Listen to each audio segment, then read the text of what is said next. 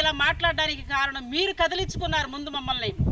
ఎక్కడో మా పరిచర్య మేము చేసుకుంటూ, మా ప్రార్థనలు మేము చేసుకుంటూ, మా దేవుడిని మేము ఆరాధిస్తూ ఉంటే మా దైవజనుడి మీద బురద జల్లాలని, ఈ పరిచర్య ఆపాలని మతోన్మాదులంతా కూడా మూకుమ్మడై మా దైవజనుడి మీద అనని మాటను తీసుకుని వచ్చి, ఏమండి ఈ సందర్భంగా నేను ఒక మాట అడుగుతున్నాను, దైవజనుడు చెప్పింది సంఘానికి కదా, ఆయన మాట్లాడింది సంఘాన్ని బట్టి కదా. ఏ రోజు కూడా క్రైస్తవులుగా ఉన్నటువంటి మేము మీ ఛానల్స్ కానీ మీ వీడియోస్ కానీ ఏ రోజు కూడా మేము చూడలేదు.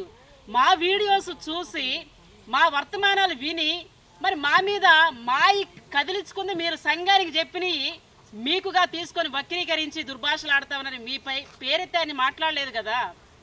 ప్రియా చౌదరి గారు, అక్క మీకని చెప్పలేదు కదా. ఆయన సంఘంలోనికి వచ్చిన బిడ్డలు ఎలా ఉండాలో ఆయన నేర్పుకున్నాడు. తల్లి తన బిడ్డకు నేర్పించుకున్నట్లుగా మా ఆత్మీయ తండ్రి మాకు నేర్పించాడు. ఒకప్పుడు మా జీవితాలు దుర్భరమైనటువంటి పరిస్థితుల్లో ఉండేవి, కానీ దైవజనుడు మాకు సత్యాన్ని తెలియజేసి సత్యములో నడిపిస్తూ ఎలా ఉండాలో ఎలా ఉండకూడదో బోధిస్తూ ఉన్న క్రమంలో వచ్చిన మాటను మీరు వక్రీకరించి పూల గురించి మాకంటే మీకే ఎక్కువ తెలుసని మీరే మాట్లాడుతున్నారక్క. ఈ విధంగా మాట్లాడడానికి కారణం నీవే అయ్యావు. ఇప్పుడు సోషల్ మీడియా అంతా కూడా మాట్లాడడానికి, ఒక స్త్రీ రోడ్డు ఎక్కడానికి గల కారణమయ్యావు. ఒక జర్నలిస్ట్గా ఉండి ఒక మంచి పేరు కలిగిన వ్యక్తివై ఉండి ఈరోజు ఈ స్త్రీలందరూ కూడా రోడ్డు ఎక్కాల్సిన పరిస్థితిని తీసుకొని వచ్చిన వ్యక్తివి నీవే. సోషల్ మీడియాలో ఎన్నో వార్తలు వైరల్ అవుతూ ఉన్నాయి. ఎంతోమంది మరి జీవితాలు పాడైన జీవితాలు ఉన్నాయి. ఎంతోమంది పురుషులు స్త్రీలను ఎంతో దారుణంగా నీచాతి నీచంగా దుర్భరంగా వారి పట్ల అసభ్యకరంగా ప్రవర్తించేవారు, అత్యాచారం చేసి చంపేసేవారు, స్త్రీలని నగ్నంగా రోడ్ల మీద నడిపించినప్పుడు, మరి చిన్నపిల్లల మీద అత్యాచారాలు జరిగినప్పుడు ఒక జర్నలిస్ట్ అయి ఉండి వాటిని తీసుకొని మీడియా ముందుకు తీసుకొని రావాలి, వాటిని గురించి నువ్వు మాట్లాడాలి. కానీ ఈరోజు తండ్రి సన్నిధి మినిస్ట్రీస్ వ్యవస్థాపకులు దైవజనులు షాలేమురాజు గారు తన సంఘానికి బోధించిన మాటలు మీరు తీసుకొని వాటిని వక్రీకరించి ఈ విధంగా వీడియోలు చేసి సోషల్ మీడియాలో అప్లోడ్ చేయడం అది పద్ధతి కాదు. జర్నలిస్ట్ అంటే అందరికీ న్యాయం జరిగించాలి, న్యాయాన్ని ఇతరులకు తెలియజేయాలి, సోషల్ మీడియాలోకి తీసుకొని రావాలి. మరి ఈరోజు నువ్వు చేస్తున్న పరిస్థితి ఏంటి? నువ్వు పెడుతున్న వీడియోస్ ఏంటి? చిన్నపిల్లలు మానభంగాల చేత చనిపోయినప్పుడు ఎక్కడికి వెళ్ళావు?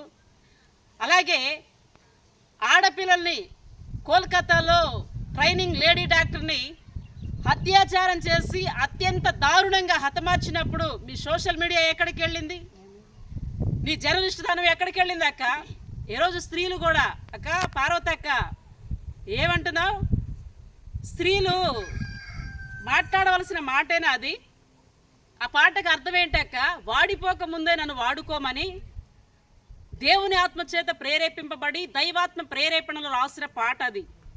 వాడిపోక ముందే నన్ను వాడుకోయి అంటే అక్క నువ్వు అన్న మాట ఎట్లుందో తెలుసా? మేము అనాలనైతే కాదు, కానీ ఆ పాట నిన్ను వాడుకోమన్నట్టుంది అక్క. కానీ దాని అర్థం ఏంటో తెలుసా?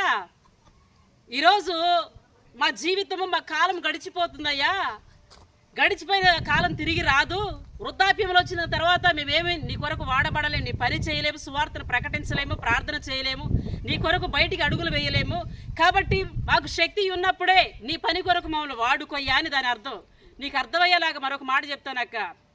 వికసించే పువ్వుని మీరు స్వామికి అంటే మీరు ఆరాధ్య దైవంగా భావించే దేవి కావచ్చు, దేవతలు కావచ్చు, ఎవరైనా వారికి ఏ పువ్వుని ఇస్తారక్క? వాడిపోయిన పువ్వులను వేస్తారా, లేకపోతే వికసించే పువ్వులను ఇస్తారా?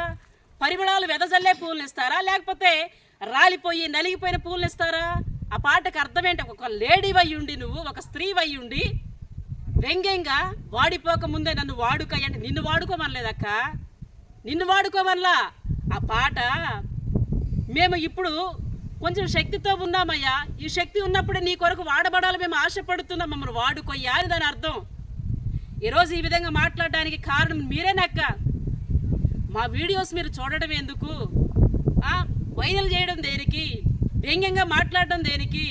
ఈ మధ్య మరి మళ్ళా కరాటి కళ్యాణి గారట స్త్రీల మీద ఎంతో గౌరవం ఉండేది, మీరు మాట్లాడే మాటలను బట్టి మీ మీద మాకున్నటువంటి గౌరవం పోయింది. దయచేసి మీరు అలా మాట్లాడొద్దు. మీరు ఏదైనా వీడియోస్ పెడితే ఆ వీడియోస్ని వెనక్కి తీసుకోండి. మా దైవజనుడి మీద ఇప్పటి వరకు మేము రాలేదు, మేము బయటికి రాలేదు. ఈరోజు బయటకు వచ్చామంటే కారణం క్రైస్తవులని మీరు కదిలించారు. క్రైస్తవులను మీరు కదిలించారు. ఈరోజు క్రైస్తవులందరూ కూడా కదలారు. ఇప్పటికీ రూపాయలు ఒక 5 పైసల శాతం కూడా కదలలేదు. 5 పైసల శాతం కదలకపోతేనే ఇట్లుందనంటే రూపాయి శాతం కదిలితే మీరు ఎలా ఉంటారు? ఒక్కసారి ఆలోచించండి అక్క, ఒక్కసారి ఆలోచించండి. ఇప్పుడు ఎట్లుందంటే మీ గొయ్యి మీరే దవ్వుకున్నట్టుంది. మీ గొయ్యి మీరే దవ్వుకున్నారు, మేము నవ్వట్లేదు. ఒకసారి ఆలోచించండి. మా దైవజనుడు చెప్పిన వర్తమానాలు మీరు వినండి. ఎందుకంటే మీరు వైరల్ చేశారు ఏది మల్లెపూలు గురించి. మా దైవజనుడు ఒక అన్నిలు వచ్చినప్పుడు పూలు పెట్టుకొని వచ్చినా, బొట్టు పెట్టుకొని వచ్చినా, మంగళసూత్రం ధరించినా, లేదా బుర్కాలో వచ్చినా వారిని కించపరచొద్దు. వాళ్ళకి ప్రార్థన ఎలా చేయాలో నేర్పించండి. అవి ఆటంకం కాదు ప్రార్థనకి. పూలు ఆటంకం కాదు, బుర్కా ఆటంకం కాదు, బొట్టు గాజులు మంగళసూత్రం ఆటంకం కాదు అని చెప్పిన వీడియోస్ ఉన్నవి కదా అక్క. మరి అవి ఎందుకు చూడలేదు? అవి ఎందుకు మీరు అప్లోడ్ చేయలేదు? అవి కూడా మరి ఆ దైవజనుడు మాట్లాడిన మాటలే కదా, అవి అన్నిలకు సంబంధించినవే కదా. మరి అవి ఎందుకు మాట్లాడలేదు? ఒక ముస్లిం సోదరుని ఎలా చేర్చుకోవాలో తెలియజేశాడు. ఒక హిందూ సోదరు వస్తే ఎలా రిసీవ్ చేసుకోవాలో, ఎలా ప్రార్థన నేర్పాలో తెలియజేశాడు. అవి మీ కళ్ళకి కనబడలేదా? మీ చెవులకు ఆ మాటలు వినబడలేదా?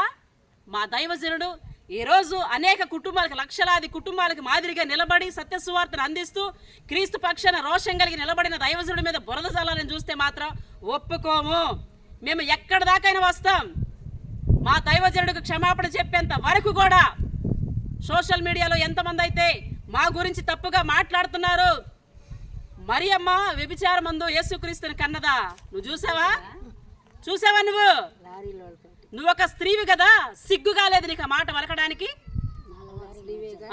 నీకు సిగ్గుగా లేదంటే ఒక లేడీవి కదా నువ్వు. సోషల్ మీడియా ముందుకు వచ్చి ఒక పురుషుడు అలా మాట్లాడుతూ ఉంటే నీ చెవులు అప్పుడు పనిచేయలేదా? నీ కళ్ళు అప్పుడు కనపడలేదా? దైవజనుడు ఏం చెప్పాడు? సంఘానికి ఆయన బిడ్డలకు బోధించుకున్నాడు. హిందువులారా, ముస్లింలారా, లేదా క్రైస్తవులారా, పలానా వర్గాన్ని ఆయన ఎత్తిపట్టి మాట్లాడలేదు కదా. కాబట్టి ఆ వీడియోస్ మీకు కాదు, మమ్మల్ని ప్రేమించాడు, మాకు తెలియజేశాడు. ఎందుకంటే ఒకప్పుడు మా జీవితాలు దుర్భరమైనటువంటి పరిస్థితుల్లో మేము ఉన్నాం. అలాంటి మా జీవితానికి ఈరోజు మేము ఇంకా ఒక్క మాటలో చెప్పాలంటే సజీవులమై ప్రాణాలతో ఉన్నాము అని అంటే ఆయన మాటలు వినడం వల్లే. మొదట దేవుడు ఆయన్ని ఎన్నుకున్నాడు. ఆయన ఎన్నుకొని ఆయన ద్వారా మాకు సత్యాన్ని తెలియజేశాడు. ఆ సత్యము ద్వారానే ఈరోజు ఇక్కడ నిలబడిన మేమందరం కూడా ఎప్పుడో చనిపోవలసిన వారం.